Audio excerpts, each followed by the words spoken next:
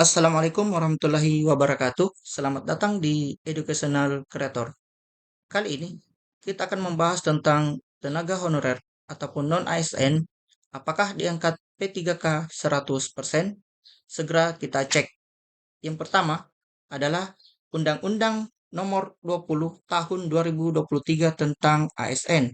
Yang kedua adalah Surat Edaran Terbaru terkait penganggaran gaji.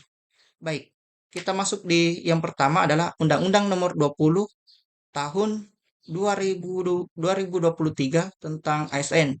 Kita masuk di pasal 66.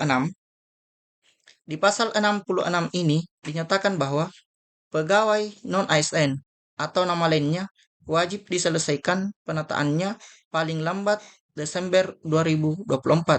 Dan sejak undang-undang ini mulai berlaku, instansi pemerintah dilarang mengangkat pegawai non-ASN atau nama lainnya selain pegawai ASN. Jadi kawan-kawan sekalian, tenggat waktu untuk penataan pegawai non-ASN ini adalah paling lambat Desember 2024. Dan saat ini telah berlangsung proses seleksi tahap 1 untuk pengangkatan P3K, kemudian disusul dengan proses pendaftaran untuk tahap kedua pendaftaran P3K yang paling lambat tanggal 31 Desember 2024.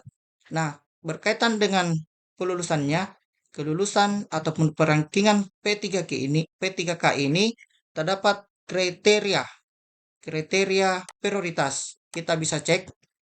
Nah, ini adalah kriteria untuk tenaga teknis dimulai dari XTHK dari guru calon P3K yang telah lulus passing rate pada seleksi sebelumnya namun tidak mendapatkan formasi.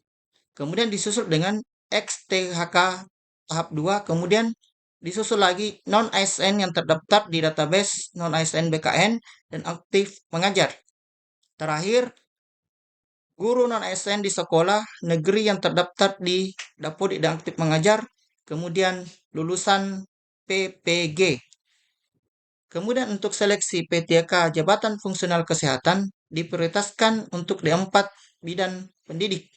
Kemudian disusul oleh XTHK tahap 2, kemudian non-ASN yang terdaftar di database non-ASN BKN, dan terakhir adalah tenaga non-ASN yang aktif bekerja di instansi pemerintah. Ya, ini adalah urutan skala prioritas untuk pengangkatan tenaga ASN atau P3K tahun 2024. Nah, selanjutnya bagaimana misal di seleksi pertama ada yang tidak memenuhi syarat ataupun tidak lulus.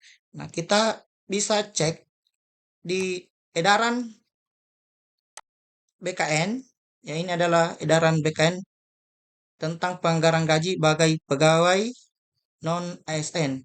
Penganggaran gaji bagi pegawai non-ASN tertanggal 12 Desember 2024. Kita bisa scroll ke bawah. Ini tidak usah kita bacakan ya, panjang, kita langsung saja ke isinya.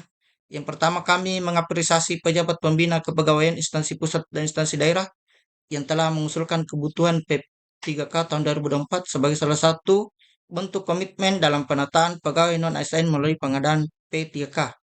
Kemudian kedua, sesuai surat PLT Kepala Badan Kepegawaian Negara nomor sekian tanggal 27 September 2024, hal jadwal seleksi pengadaan P3K tahun 2024 dan proses tahapan pelaksanaan seleksi pengadaan P3K tahun 2024 sedang berlangsung. Ya, saat ini teman-teman, proses pelaksanaan seleksi pengadaan P3K tahun 2024 itu sedang berlangsung 2 tahap. Tahap pertama telah berlangsung seleksi CAT, dan untuk tahap kedua masih dalam proses pendaftaran yang akan berakhir tanggal 31 Desember. Kemudian kita ke poin ketiga, berdasarkan evaluasi pelaksanaan seleksi P3K tahap 1, penataan dan penyelesaian pegawai non-ASN belum berjalan dengan optimal. Yang keempat, sehubungan dengan hal tersebut di atas, agar pejabat pembina kepegawaian instansi pusat dan instansi daerah A, ini poin A, tetap menganggarkan gaji bagi pegawai non-ASN yang sedang mengikuti proses seleksi hingga diangkat menjadi aparatur sipil negara.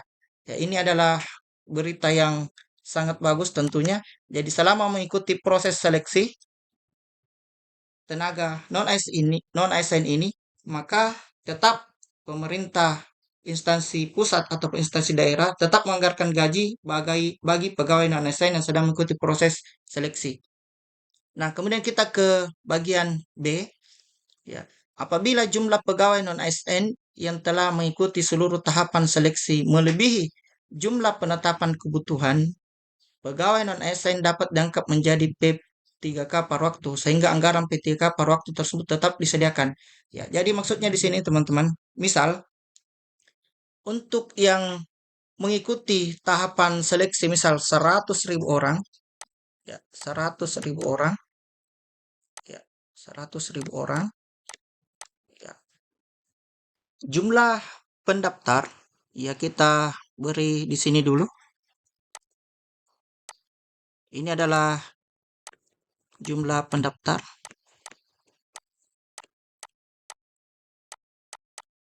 Kemudian kebutuhan instansi hanya 99.000. Ini adalah kebutuhan. Kebutuhan. Berarti dari selisih ini akan ada selisih sekitar 1.000 orang yang tidak termasuk tidak termasuk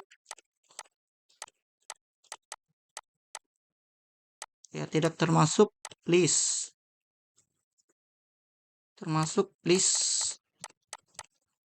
kebutuhan.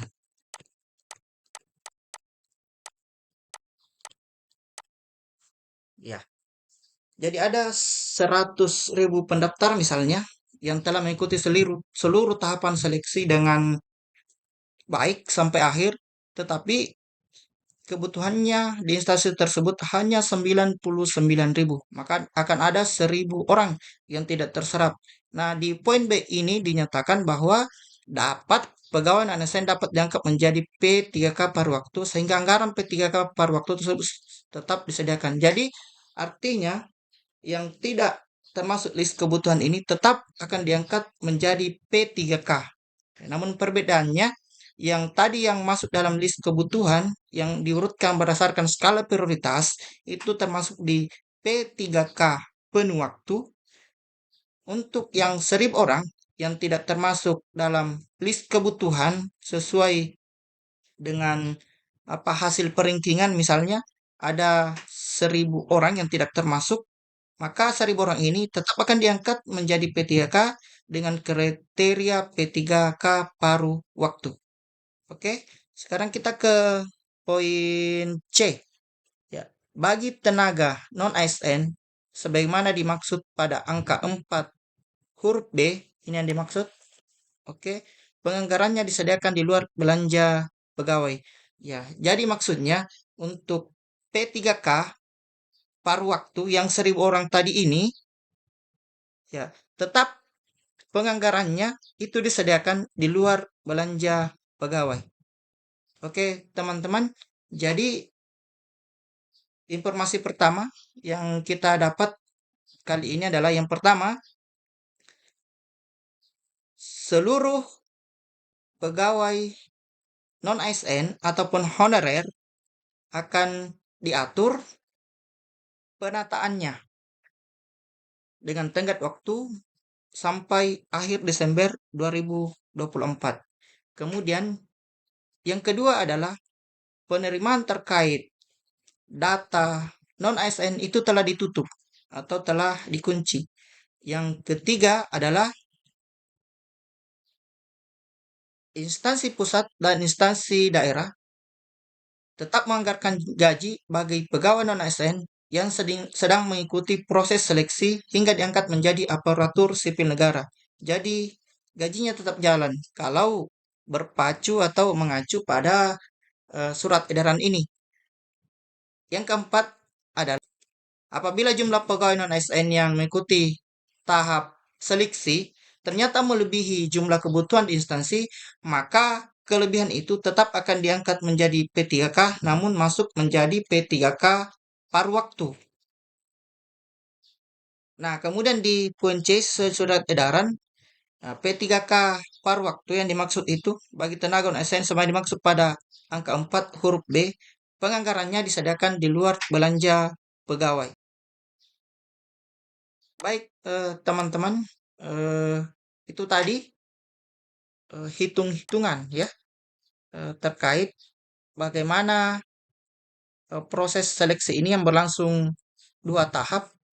Kalau misalnya ternyata jumlah pendaftar atau jumlah tenaga non-ASN yang mengikuti proses seleksi ternyata melebihi jumlah kebutuhan di suatu instansi. Jadi solusinya adalah akan diangkat menjadi P3K dengan kategori P3K paruh waktu.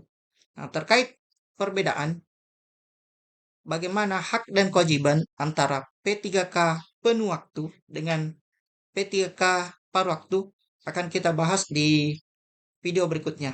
Oleh karena itu teman-teman, silakan di like dan subscribe channel ini untuk kita dapat saling berbagi terkait informasi pendaftaran P3K tahun 2024. Semoga bermanfaat. Saya akhiri. Assalamualaikum warahmatullahi wabarakatuh. A special thank you from the heart.